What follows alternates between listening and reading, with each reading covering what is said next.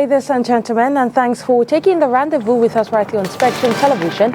It is the 8 p.m. Balingua newscast. And making news tonight, Martinez Zogo case, the military court awaits appeal verdict amid optimism despite delays. Well, we will give you more details in tonight's edition of the 8 p.m. Balingua newscast. A schistosomiasis epidemic outbreak has been reported in several communities in Kumba, including Tancha, Mabanda, Kosala 2-5, Bulletin Quarters, just to name a few. Communities are urged to avoid the water sources. As tonight's newscast will bring you the complete story. Good evening once again, ladies and gentlemen, and thanks for joining us. Tonight's newscast opens in the French language with you, Makadali D. Good evening. Bonsoir Onila Denette, mesdames, messieurs, bonsoir et bienvenue dans ce journal bilingue. À peine 20 minutes, c'est le temps qu'aura duré l'audience de ce jour à Yaoundé dans le cadre de l'affaire Martinez-Zogo.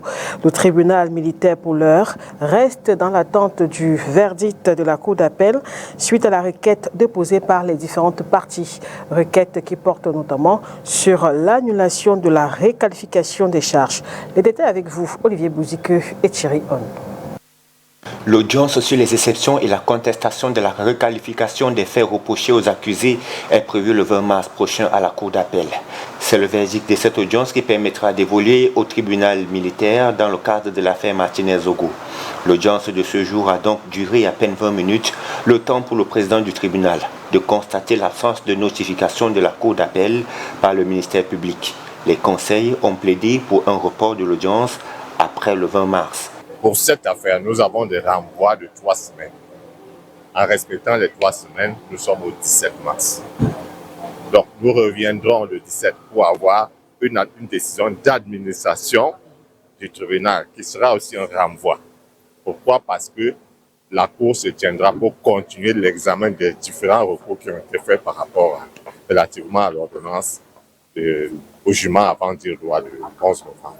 J'attends que la décision soit infirmée et que le juge, évoquant un statut à nouveau, infirme le jugement et évoquant un statut à nouveau, annule l'ordonnance de renvoi qui manque la signature du greffier audiencier. Le tribunal a finalement retenu la date du 17 mars, soit 3 jours avant l'audience de la Cour d'appel, ce qui laisse entrevoir un nouveau report, probablement pour le début du mois d'avril prochain. Au Cameroun, le lien social est-il fragile? La question se pose au regard des manifestations et autres mouvements d'humeur qui se multiplient ces dernières semaines dans notre pays. Alors, comment analyser cela et quelles pistes de solutions? Notre reporter, Royan Donken, a échangé avec le docteur Tamak, sociologue. Voici son reportage. Il ne fait pas l'ombre d'un doute, l'année 2025, particulière pour le Cameroun, a déjà enregistré de nombreuses crises sociales et autres mouvements d'humeur. Ce problème social est celui de la théorie du grand partage. Les richesses ne sont pas équitablement partagées en termes de redistribution. La terre, les sous-produits de la terre, les opportunités, la crise de l'élite, parce que le modèle d'organisation sociale qui voudrait qu'il y ait une élite qui représente l'administration dans un diffusionnisme et que c'est cette élite qui participe à créer les conditions de développement. C'est un modèle qui tend à montrer ses limites dans la mesure où on a dans ces agglomérations, dans ces villes, dans ces espaces de vie, la conséquence des mobilités qui fait en sorte que des uns et des autres se retrouvent englués dans le secteur informel. Dans ce secteur informel, on a tendance à créer des formes de frustration. Pour vivre au quotidien, il y a les impôts. Pour vivre au quotidien, il n'y a pas de lumière. Pour vivre au quotidien, il n'y a pas l'eau. On évolue dans un environnement de violence. Donc parfois, le moindre détail peut créer l'étincelle. Et cette étincelle, malheureusement, est souvent récupérée par des tiers. Et tout porte à croire que des leçons n'ont pas été tirées de la crise dans les régions du Nord-Ouest et du Sud-Ouest. Auteur comme Jean-Daniel Renaud a travaillé sur la théorie de la régulation. Il a dit que face à des situations critiques, la régulation, c'est le phénomène de naissance des règles susceptibles de travailler dans l'harmonie sociale. Mais ces règles peuvent naître de trois manières. Elles peuvent naître ce qu'il a appelé la régulation de contrôle, c'est-à-dire c'est l'État qui impose le contrôle social normatif en s'appuyant sur le Léviathan, un État fort, puissant. Les forces de l'armée viennent rétablir l'ordre. Mais aussi la régulation peut être la régulation de contrôle, c'est-à-dire les parties prenantes sur le terrain, les autochtones, les allogènes, les personnes ressources, les élites, les communautés religieuses, etc., s'asseyent et essayent de trouver des solutions avec l'encadrement de l'État et non l'injonction de l'État. L'État, c'est également des politiques. Pour le sociologue, les questions liées à la tribu deviennent un vecteur utilisé par certains pour atteindre leurs objectifs. Il ne vous est pas étranger que dans un pays comme le nôtre, il y a des partis politiques dont leur bastion est ethnico-tribal. Lorsqu'on regarde l'UDC, par exemple, on connaît son socle granit.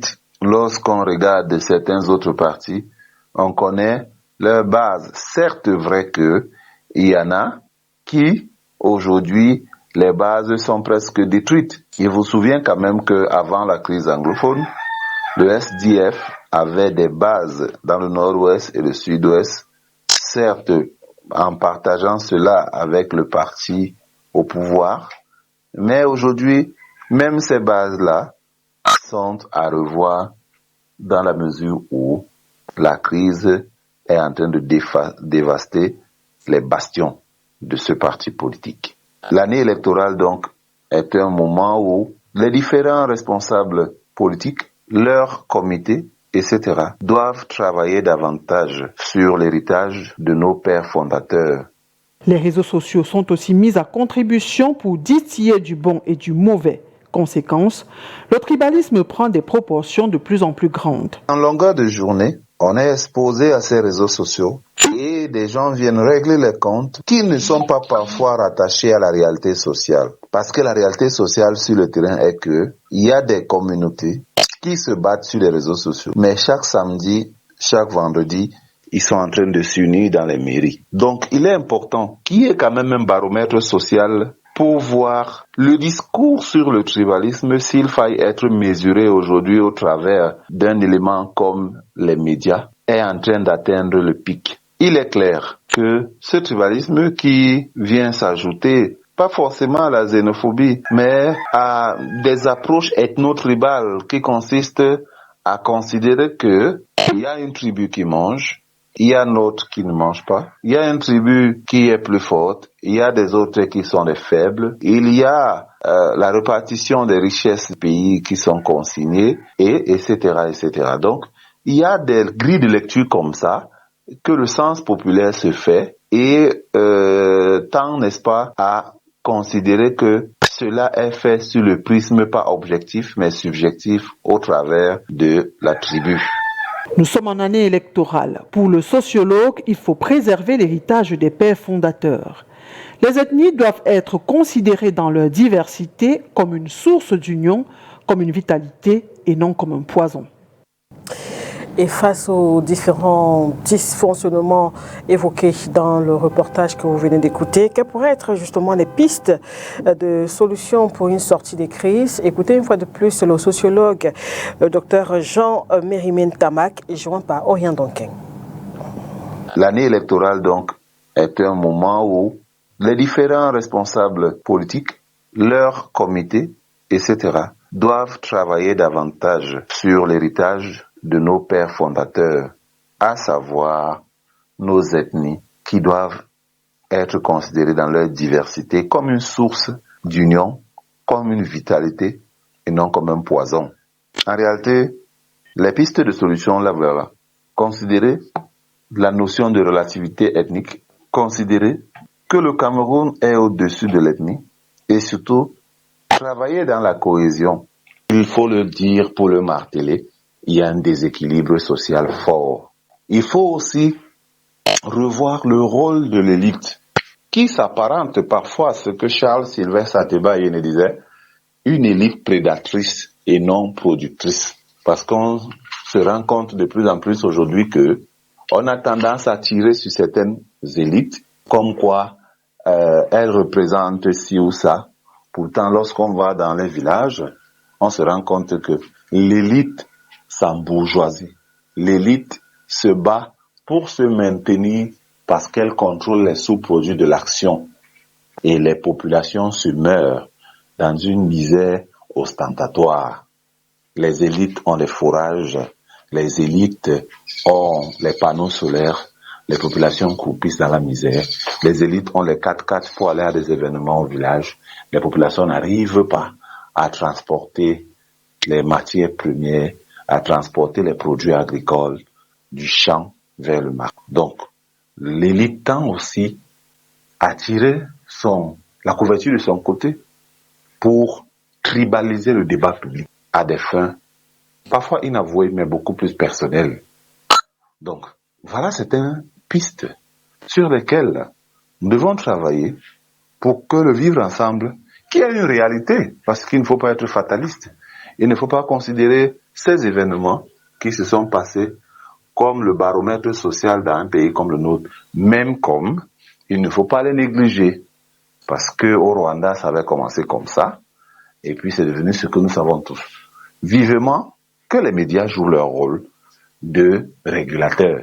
Sur les plateaux télé le dimanche, il faut revoir la qualité de nos émissions. Sur les émissions de grande écoute, le journal, les émissions ci et ça, il faut revoir la qualité de nos discours.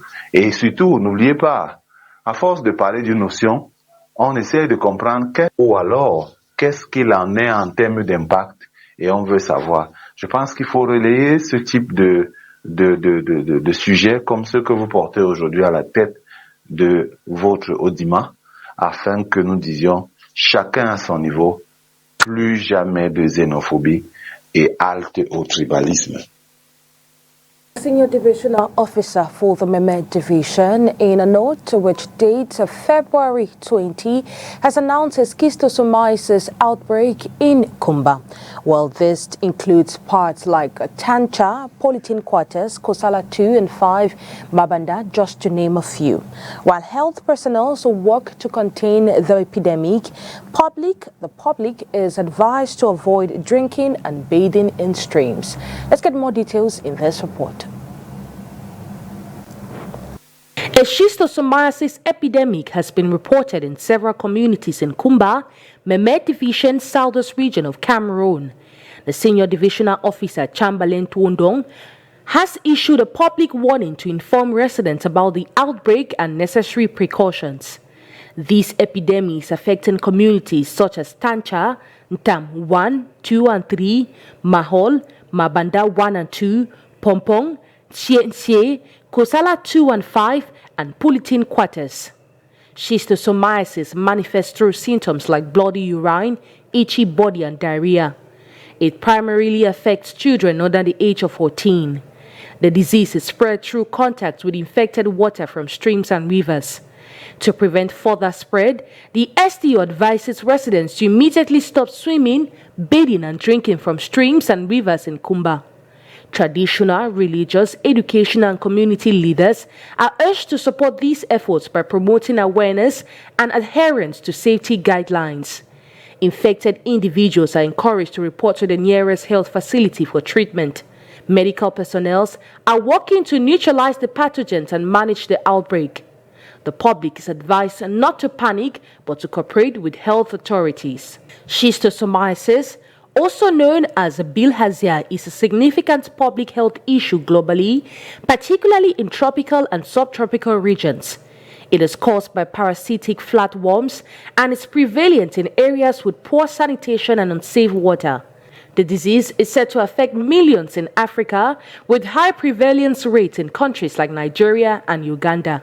Schistosomiasis has been a long-standing problem in many countries, with efforts to control it ongoing. Successful control programs have been implemented in countries like Brazil, China, and parts of Asia, but challenges persist in Africa due to limited resources and infrastructure. Toujours en santé, le pavillon gériatrie de l'hôpital central de Yaoundé reçoit un coup de neuf. Ce service vient d'être rénové par une association afin d'allier confort et meilleure qualité de soins. Inès Pangan-Itiaï pour les détails. L'hôpital central de Yaoundé, créé en 1931, reçoit un coup de neuf. Le service de gériatrie bénéficie des soins particuliers et de nouvelles infrastructures. Le don est motivé par une expérience personnelle d'un garde-malade qui y a accompagné son ascendant. Ma grand-mère a séjourné ici, ça s'est bien passé. Après, il y avait quelques manquements. Je me suis dit pourquoi pas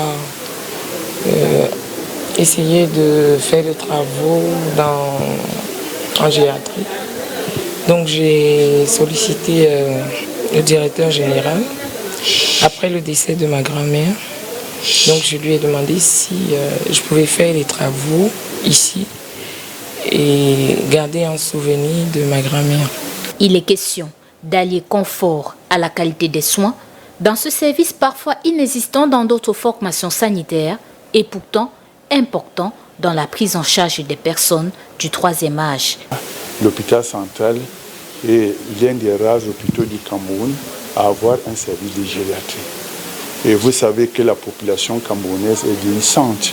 Il fallait donc une structure qui puisse accueillir ces patients, qui sont des patients fragiles, qui ont beaucoup donné dans leur vie et que nous devons accompagner dignement.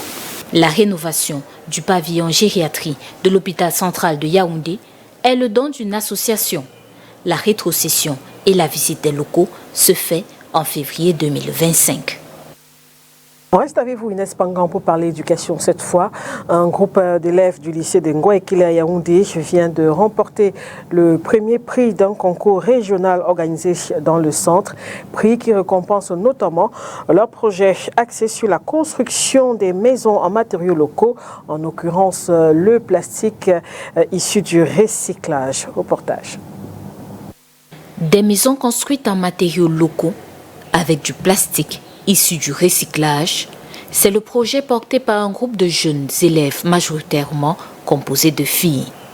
Ils viennent du lycée de Ngouaekele de Yaoundé et ont gagné le premier prix d'un concours dans la région du centre. On a remarqué que les plastiques, on jette des plastiques partout, on va maintenant utiliser les plastiques pour une bonne raison. Déjà, utiliser les plastiques dans les parpaings, ça va solidifier les parpaings, ça va solidifier les parpaings et ça s'adapte à tout type de climat. Peu importe, ça conserve aussi le climat de la maison. La seconde édition du concours Girl in STEM veut promouvoir l'excellence scolaire, particulièrement dans la gente féminine. Le sentiment d'un encadreur satisfait par ses encadrés, par ses apprenants qui montrent, n'est-ce pas, de créativité, d'inventivité, de productivité, n'est-ce pas, qui se montrent capables de produire, d'accompagner, de participer de manière efficiente à la croissance économique. Le concours est organisé le 11 février dernier par l'Organisation pour les femmes en sciences pour le monde en développement dans la région du centre. 11 établissements scolaires y participent. Ce 24 février 2025, lors de la cérémonie de levée de couleurs, se fait la présentation solennelle du diplôme des représentants du lycée de Ngouaekele. News out of the country, February is celebrated as Black History Month, while the celebrations across the nations include a White House reception with President Donald Trump and a parade in Los Angeles. Let's get more details in this report as filed in by our partners, The Voice of America. In Los Angeles, California, Brent Burton marches in the annual Kingdom Day Parade, a Black History Month event celebrating civil rights leader Martin Luther King Jr. Burton was a Los Angeles County firefighter for 37 years and is a historian of black firefighting. From the days of Sam Haskins in 1892 being the first, to the days of George Bright in 1902 when segregation started, to a segregated fire department where blacks only work at 2 fire stations, to now having seen 4 black fire chiefs in LA City Fire, 1 black fire chief in LA County Fire as the head of the department. There's been significant progress made, and we want to make sure those doors stay open. Keisha Garcia came to the parade with her family. She says she's encouraged by black culture playing a more visible role in broader U.S. culture. I didn't see that growing up. So being young, I didn't know that we could be anything we wanted to be. But now that our children can see equality and inclusion, then they can understand that they can be anything that they want to be too. This year's Black History Month follows an executive order from U.S. President Donald Trump ending federal diversity, equity, and inclusion programs intended to offset workplace discrimination based on race, gender, and sexual orientation. The Trump administration says that those programs were discriminatory and deeply demeaning. Other critics of DEI say that everyone should be given the same opportunities. At the White House reception for Black History Month, Trump said support from black voters is one of the big reasons he was re-elected last year. Today we pay tribute to the generations of black legends, champions, warriors, and patriots who helped drive our country forward to greatness. Trump said Black History Month is a special time.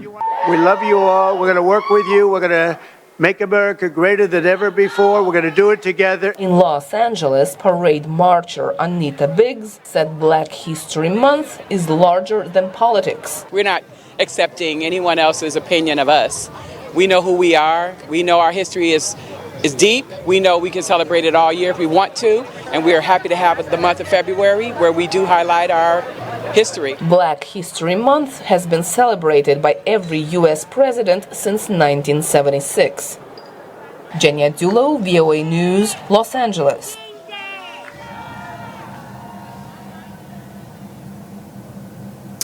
In sports, pending the start date of the 24-team Southwest Regional League, 30-year side Legend Football Academy is leaving no stone unturned. Well, they have started preparations, and the side tells us they have carried out strategic recruitment to face off other teams in the Premier Division as they are placed in Pool D. Let's get more details in this report. Legend Football Academy is gearing up for an explosive Southwest Regional League campaign, implementing a strategic squad overhaul after their promising debut in last season's mini interpolls. We have been preparing about 3 months ago. You know, we are the favorite in the Southwest and in Meme. So even they said that the league is starting tomorrow, we are prepared for that. The technical team has orchestrated a calculated transfer strategy, bringing in fresh tactical talent to reinforce their playing roster and elevate their competitive edge. You know, for a team to succeed, you must sell and buy. And we are so very happy that at the end of last season, we have managed to send away 2 players for the elite, which is very important. Nevertheless, we have made a replacement for that, good replacement, which is good for the team. The club's transfer window has been marked by shrewd acquisition, with the standout signing being Samuel Carl, a prolific forward who formerly played for Kumba Lakers. Carl, known for his clinical finishing and attacking prowess, has inked a 1-year contract with an audacious personal target of netting 50 goals. Samuel Carl Busambe, I'm the striker for Legend. So, yeah, I know my job is to score goals, and that's why I'm here for. Hard work, success comes easy. So, I think my coach is giving me confidence, and we have been working hard. So, I think it's going to be easy for us because we have that determination. So it's going to be, like I said, my ambition is to score 50 goals for the club this season. 50 goals. Yeah, 50 goals. Complementing this offensive firepower, Daniel Mbamene's arrival from Future Dream adds a depth and creativity to the squad's midfield dynamics. Well, right now I think we are preparing so hard, though we don't know what the season has for us. But with the help of our coaches, my teammates, and some other staffs, I think we'll do well. Because me and my teammates, we are really fit for the job. And I'm sure it's going to be a wonderful season. That has always been my dream. And last year I was like, we were third during the league. And I was really nervous because I couldn't make it there. It's something I've never experienced. And I'm sure with this team, I can do that this year. Legend's tactical blueprint for the upcoming season involves navigating a challenging group stage featuring formidable opponents like Kumba Lakers, Kumba City, Bright Stars, Future Dreams, and Waspito. puts an end to tonight's edition of the 8 p.m. Bilingual Newscast. Ladies and gentlemen, thanks for staying with us. Do have a wonderful night in the company of our programs. Good night to you, Makeda Lidi. Au revoir, Onila de Net, mesdames, messieurs. Merci de votre attention. Au revoir.